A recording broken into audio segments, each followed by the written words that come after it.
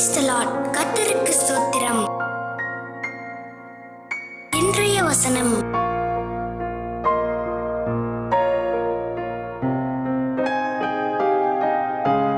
Mark 10:2-9 அப்பொழுது பரிசேயர் அவரை சோதிக்க வேண்டுமென்று அவரிடத்தில் வந்து, புருஷனானவன் தன் மனைவியை தள்ளிவிடுவது நியாயமா என்று கேட்டார்கள்.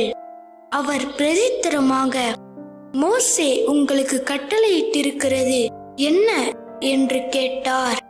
அதற்கு அவர்கள் தள்ளுதற் சீட்டை கொடுத்து அவளை தள்ளிவிடலாம் என்று மோசே உத்தரவு கொடுத்திருக்கிறார் என்றார்கள்.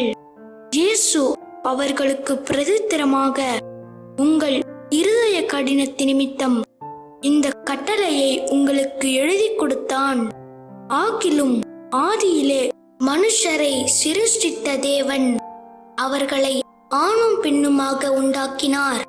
இது நிமித்தம் புருஷனானவன் தன் தகப்பனையும் தாயையும் விட்டு தன் மனைவியோடே இசைந்திருப்பான். அவர்கள் இருவரும் ஒரே மாம்சமாயிருப்பார்கள். இவ்விதமாய் அவர்கள் இருவராயிராமல் ஒரே மாம்சமாயிருக்கிறார்கள்.